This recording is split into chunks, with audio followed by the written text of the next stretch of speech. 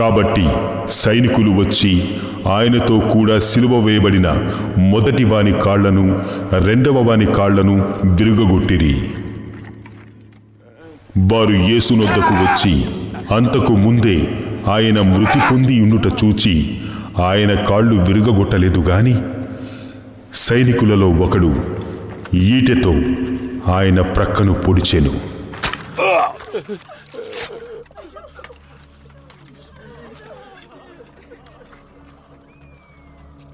వెంటనే రక్తమును నీళ్లును కారెను. అది చూచిన వాడు సాక్ష్యమిచ్చుచున్నాడు. అతని సాక్ష్యము సత్యమే. మీరు నమ్మునట్లు అతడు సత్యము చెప్పుచున్నాడని ఆయనెరుగును. అతని ఎముకలలో ఒకటైనను విరువబడదు అను లేఖనము నెరవేరునట్లు ఇవి జరిగెను. మరియు తాము పొడిచిన వాని తట్టు చూతురు అని మరి ఒక లేఖనము చెప్పుచున్నది.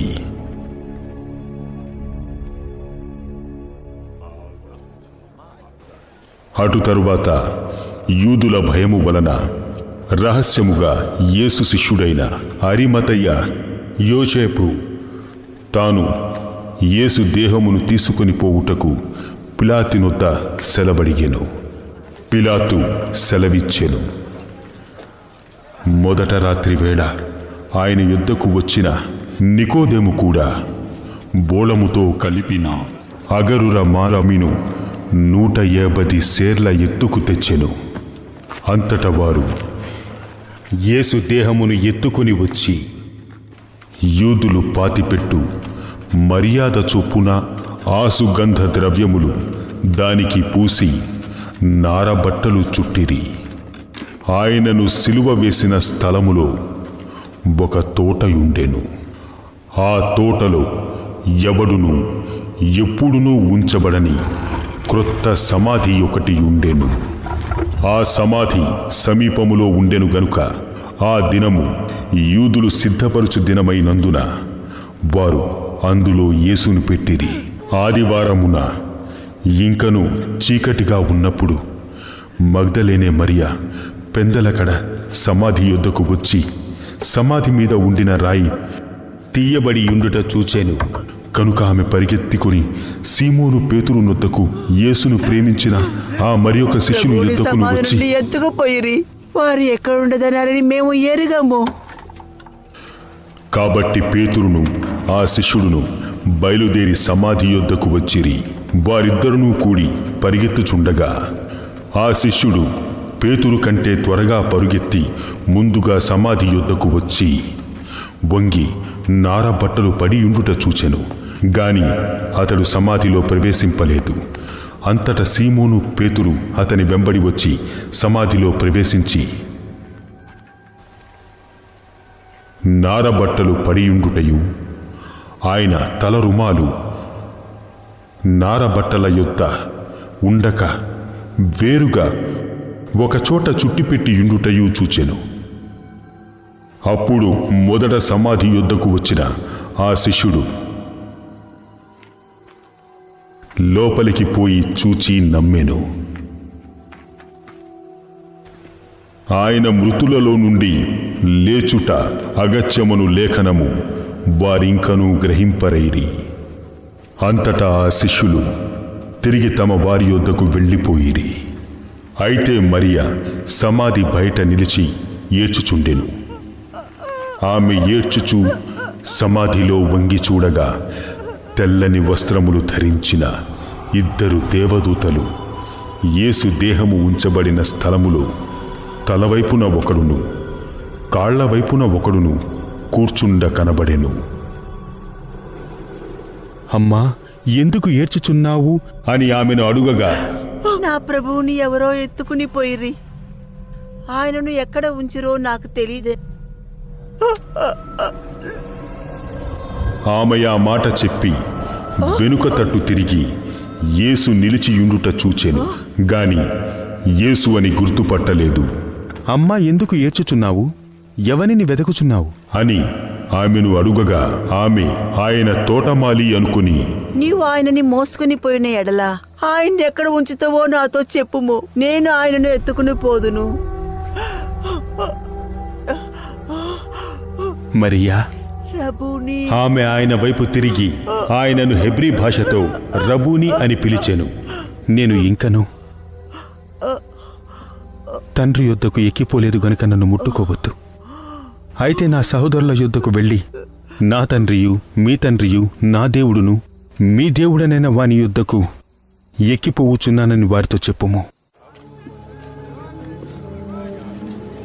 మగ్దలేనే మరియా వచ్చి, నేను ప్రభువును చూచి తిని ఆయన నాతో ఈ మాటలు చెప్పినని శిష్యులకు తెలియజేశాను. ఆదివారము సాయంకాలమున శిష్యులు యూదులకు భయపడి తాము కూడియున్న ఇంటి తలుపులు మూసుకొని ఉండగా యేసు వచ్చి మధ్యను నిలిచెను. మీకు సమాధానము కలుగునుగాక. ఆయన అలాగు చెప్పి వారికి తన చేతులను ప్రక్కను చూపగా,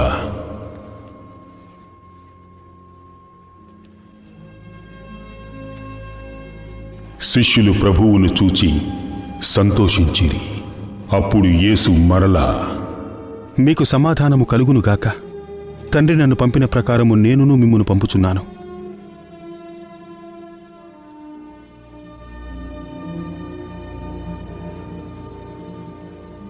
ఆయన ఈ మాట చెప్పి వారి మీద ఊది,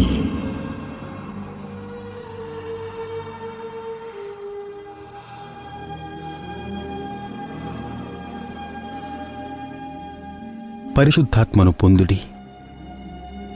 మీరు ఎవరి పాపములు క్షమింతురో అవి వారికి క్షమింపబడును. ఎవరి పాపములు మీరు నిలిచియుండనిత్తురో అవి నిలిచియుండును.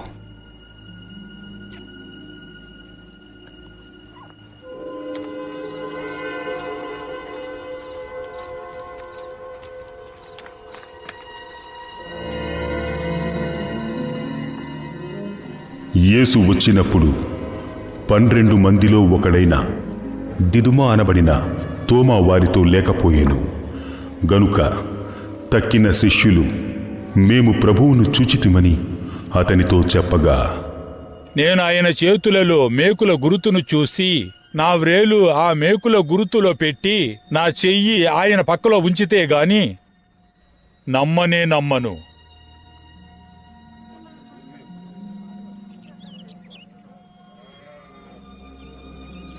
8 దినములైన తరువాత ఆయన శిష్యులు మరలా లోపల ఉన్నప్పుడు తోమా వారితో కూడా ఉండెను.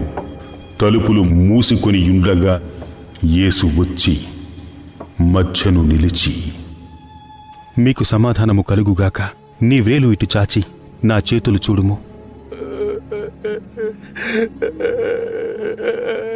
నీ చేయి చాచి నా పక్కలో ఉంచి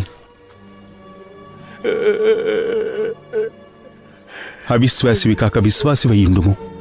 నా ప్రభువా, నా దేవా,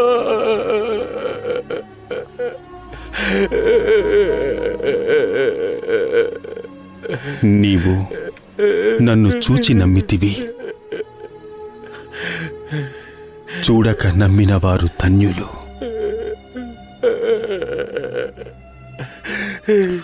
మరియు అనేకమైన ఇతర సూచక క్రియలను యేసు